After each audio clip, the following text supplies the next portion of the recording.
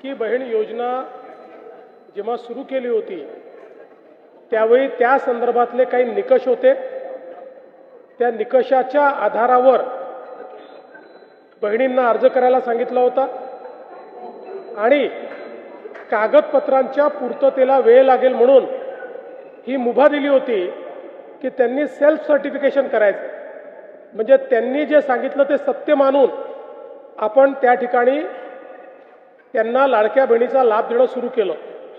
पण अर्थातच आपण ज्यावेळी कुठलाही सरकारी पैसा खर्च करतो त्यावेळी त्याचं CAGचं ऑडिट होतं आणि CAGच्या ऑडिटमध्ये निकषांप्रमाणे अर्ज आहेत की नाही याची माहिती द्यावी लागते आणि म्हणूनच योजना सुरू झाल्यानंतर आपण त्याचं KYC सुरू केलं आणि वेगवेगळे जे डेटाबेस होते त्याच्याशी कंपॅरिझन सुरू केलं, ज्याच्यामध्ये इन्कम टॅक्स विभागाकडनं आपण माहिती घेतली, सरकारचे जे काही कर्मचारी आहेत त्यांचं जिथनं पेमेंट होतं त्या पोर्टलमधनं आपण माहिती घेतली, जो काही आपला परिवहन विभाग आहे याच्यामध्ये मोटरची ओनरशिप कोणाकडे आहे 4 व्हीलरची याच्या डेटाबेसची माहिती घेतली, रेशन कार्ड याच्या डेटाबेसची माहिती घेतली आणि ही सगळी माहिती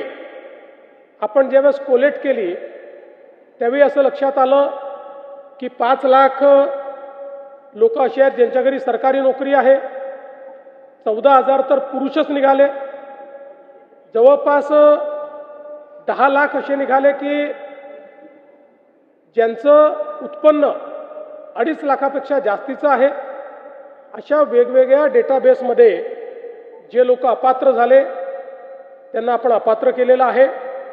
त्यासोबत आपण हे सांगितलं होतं KYC करून घ्या, म्हणजे जे काही माहिती तुम्ही सादर केलेली आहे ती आत्तापर्यंत सत्य मानण्यात आली, आता त्याची कागदपत्र द्या। पण मोठ्या प्रमाणात KYC झाली नाही। आता एक गोष्ट आपण लक्षात घ्या की ज्यांना अर्ज करता येतो, सेल्फ सर्टिफिकेशन करता येतं, त्यांना KYC करता येत नाही असं मानणं काही योग्य नाही। पण जवळपास 9 महिने सातत्याने पाठपुरावा केल्यानंतरही ज्यांनी KYC केली नाही ते अर्थातच कुठला तरी एखादा निकष पार पाडत नाही म्हणून त्यांनी KYC केली नाही। आणि म्हणून हे जे काही आत्ता या ठिकाणी जवळपास जे काही तुम्ही सांगितलं 60 लाख 80 लाख जो काही आकडा तुम्ही दिलेला असेल तर ते लोक या योजनेच्या पात्रतेचे निकष हे पूर्ण करताना दिसत नाही। जवळपास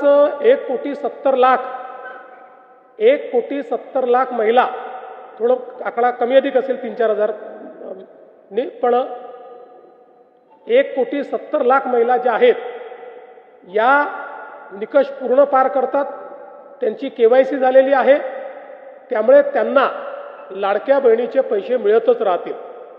ज्यांनी KYC केली नाही त्यांना आता आम्ही पैसे देणार नाही, पण त्यांना दिलेले पैसे आम्ही वसूलही करणार नाही।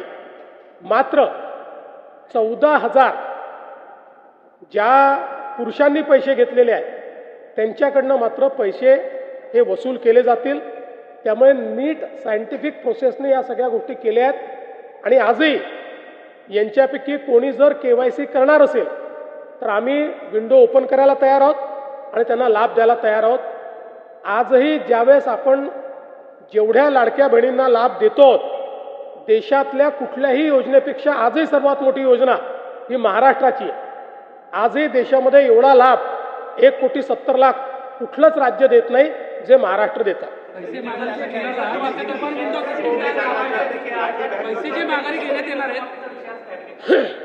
शेतकरी कर्जमाफीचा विषय कॅबिनेटला आहे, मंत्रिमंडळ त्याच्यावर निर्णय घेईल, पण आम्हाला इलेक्शन कमिशननी अट टाकली आहे, जेव्हा आम्ही त्यांना परवानगी मागितली तर त्यांनी अट टाकली आहे की तुम्ही विषय मंजूर करून पुढची कारवाई करा, पण त्याची घोषणा तुम्हाला करता येणार नाही। त्यामुळे आम्ही आज अधिकृत घोषणा इलेक्शन कमिशनमुळे करू शकत नाही। आज आम्ही निर्णय घेऊ, निर्णयाप्रमाणे कारवाई सुरू करू, इलेक्शन संपल्यानंतर त्याची घोषणा करू। शेतकरी कर्जमाफी अंतिम टप्प्यात आहे, केवळ घोषणा बाकी असं म्हणताय? घोषणा ही तर मला असं वाटतं औपचारिकता आहे. आज आम्ही निर्णयच करतोय त्याचा निर्णय आम्ही आज करतोय, पण काय निर्णय घेतो आहोत याची घोषणा आम्हाला करता येणार नाही.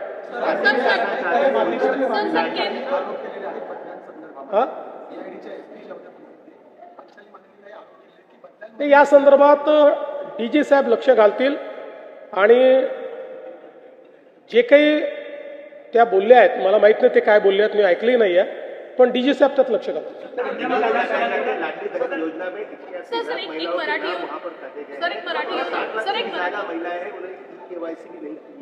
क्या इनसे पैसे वापस लिए जाएंगे जो पिछले 20 महीने से पैसे ले रही थी? देखिए, जिस समय लाड़की बहन या लाडली बहन योजना हमने शुरू की, उस समय कुछ उसमें कंडीशंस थी.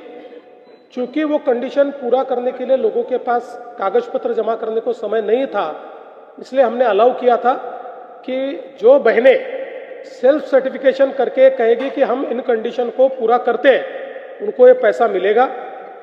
उसके बाद वो पैसा देना हमने शुरू किया. और आप जानते हैं कि जो सरकार का पैसा होता है उसमें सीएजी का ऑडिट होता है, और कोई भी सीएजी का ऑडिट जो होता है उसमें से लाभार्थी कंडीशंस पूरे करते हैं कि नहीं, इसका वेरिफिकेशन आपको करके सीएजी को देना पड़ता है. इसलिए उसके बाद हमने वेरिफिकेशन शुरू किया. इस वेरिफिकेशन में कई प्रकार की एनोमलीज ध्यान में आई. मसलन 10 लाख हमको ऐसी महिलाएं उसमें मिली कि जो हमने कहा था कि 2.5 लाख जिनको मिलते हैं उससे ऊपर, अगर 2.5 लाख से ऊपर किसी का उत्पन्न हो तो उसको इस योजना का फायदा नहीं मिलेगा. तो 10 लाख ऐसी हमारी बहनें थी कि जिनका जो वार्षिक उत्पन्न था ये 2.5 लाख से ऊपर था. 5 लाख ऐसी बहनें थी कि जिनके घर में सरकारी नौकरी थी. 14,000 तो पुरुषों ने ही उसमें अप्लाई किया था. हमने इनकम टैक्स का डेटा लिया, हमने परिवहन का डेटा लिया. इन सारे डेटास के साथ या एक घर में 2 बहनों को देना चाहिए था, तो हमने जो हमारा रेशन कार्ड का डेटा है उस डेटा को भी इस डेटा बेस के साथ रन किया. इसमें जो लोग वायलेट कर रहे थे, जो लोग कंडीशंस पूरी नहीं कर रहे थे, उनको हमने अब रोक दिया है. साथ साथ हमने केवाईसी करने को कहा था. 9 महीने तक लगातार हम लोगों ने नोटिसेस भेजी, लगातार कहा, एक्सटेंशन दिया, फिर भी जिन्होंने केवाईसी नहीं किया, इसका मतलब यह है कि कोई ना कोई कंडीशंस में वो नहीं बैठते हैं. इसलिए ऐसे लोगों का अभी जो हम लोग उनको पैसा देते तो हमने बंद किया है. उनमें से कोई अगर आगे भी केवाईसी करेगा तो हम उसको पैसा देंगे, लेकिन अब इसको हमने इस पर फ्रीज किया है.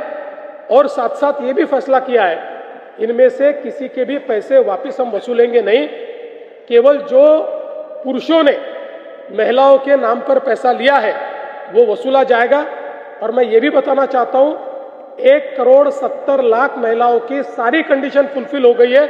उनको पैसा मिलते ही रहेगा, योजना कभी बंद नहीं होगी. और आज भी देश में अलग अलग राज्य जो योजनाएं चला रहे उसमें आज भी सबसे बड़ी योजना ये महाराष्ट्र की योजना है और ये चलते रहे.